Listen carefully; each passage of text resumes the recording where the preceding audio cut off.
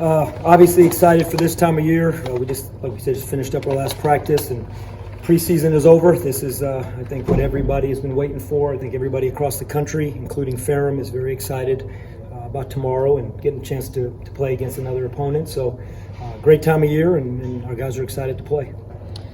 This preseason, how do you feel like it went overall, and how much did y'all learn from your two scrimmages preseason?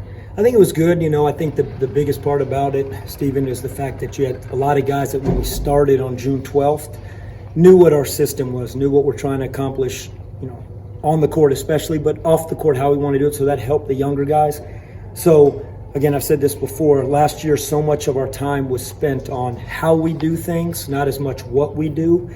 I feel like in this preseason we've been able as a staff to focus on what we do because the guys have a feel on how to do it. But it's nowhere near there. You're always enforcing and building on how to do things, but at least we could focus on some of the more of the details this preseason, and that was beneficial. What kind of scouting report do you have on Ferrum? 5 of their top 6 leading scorers are back for Coach Corrigan's team. Really hard-playing team, great respect for them. This time of year, Brian, no matter who we played, you don't know so much about the opponent other than what happened last year. And it would not matter whoever the opponent was because there's new players. You don't know if they put in new stuff offensively, defensively. So you do your best regardless to play based on what they did at the end of last year. But Calvin Washington averaged 18 points a game. He's a returning player for them. Again, 5 of their 6 leading scorers, so they're an older team that returns a lot. And Coach Corrigan's a really good coach, so we know it's going to be a challenge tomorrow. Coach Schwartz, great last name, by the way. What's the most exciting part about opening night for you? That it's opening night. Again, around the country, Ferrum, ourselves, everybody around the country tomorrow night who was fortunate enough to play on November 6th is just excited to get the season going. The interesting thing about college basketball is I would think across all college sports, we have as much practice time as anybody. We've really been practicing as a team since June 12th. That's us. Some have been even before that. Some maybe after that, depending on when their players came in the summer. So you've almost had this preseason of, nearly 5 months or so, whatever that may be. And I think everyone's just ready to compete for something, to compete against other teams when the game counts. Secret scrimmages are really good. They're helpful. But it's not the same as when we get in Minji's tomorrow night. Do you have any pregame rituals or superstitions you have, kind of like your players putting on one sock before the other before you go out ahead of a game? I just want us to be prepared. Everything is done so that we're prepared.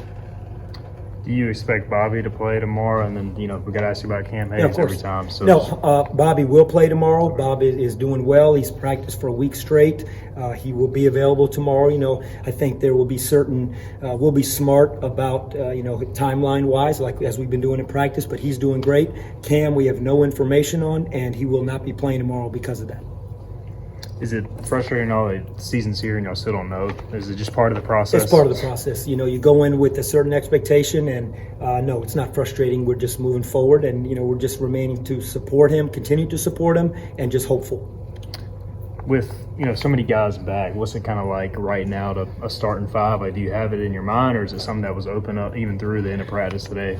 No, I think we know who the guys are for tomorrow. I think there was some ebb and flow to it in the preseason, as I'm sure there is across the country. I think we've settled on 5, and I don't know if that'll be the same 5 that will be moving forward, but based on the way practice has gone, injuries, and all the things that go into preseason, we feel good about the 5, and we feel good about the guys that are coming off the bench. And, Stephen, I'll say the same thing. We had so many different starting lineups last year. It really comes down to who you trust to finish the game. And obviously starting gets so much attention, but in the coaching staff's mind, in our mind, it's really not the most important thing. At Media Day, Ezra talked about how he and Sear like to compete. How have you seen Sear grow since competing with a player with the caliber of Ezra? Yeah, I think it's been really good. I think both for Sear and for Cal and for Val, all 3 guys getting a chance to go up against Ezra's physicality, not only in the post, but what Ezra's really added is his ability to step away from the basket. And that's not necessarily volume shooting, but decision-making, driving the basketball, and shooting the ball and keeping the floor stretched. So I think that's really helped, particularly Sear and Cal, because guarding away from the basket is something they probably have never done until they got here.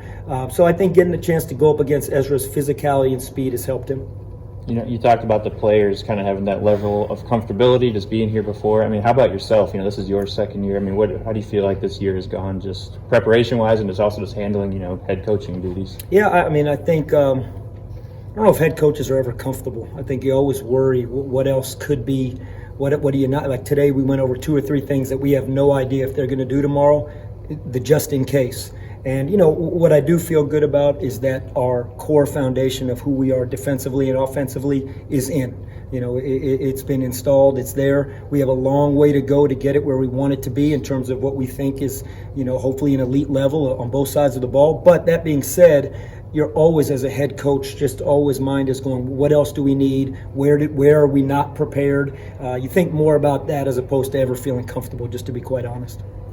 Coach, 30 years ago was the last time this program was able to make March Madness. How often do you think about that or use that in terms of inspiring your team? I know tomorrow's day one, but just in the long run. Well, I think there's however many Division I teams there are.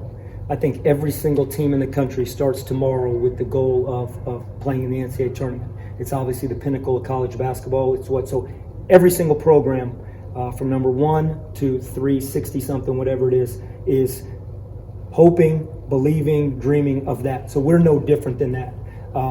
In my office, I have the booklet or media guide from the very first game, the NCAA tournament that ECU played versus Villanova in 1972. And I have that sitting there. So there's no doubt we're like every other team. That's what we aspire to, and we would love to have an opportunity to do that at some point. But tomorrow, that's not where our focus is. But everybody has long-term goals, and we're no different than any other team in the country, and we want an opportunity to play in that tournament.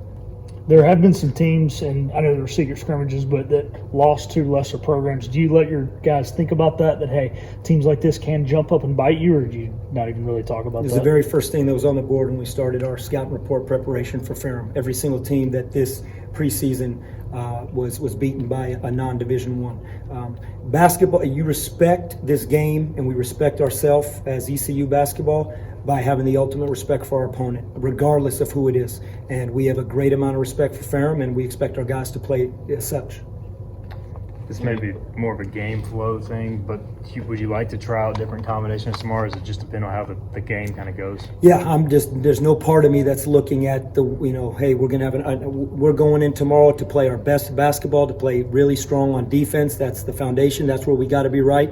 And the combinations are going to be determined for us to give ourselves the best chance to win. That's what the combinations will result in. Anything else?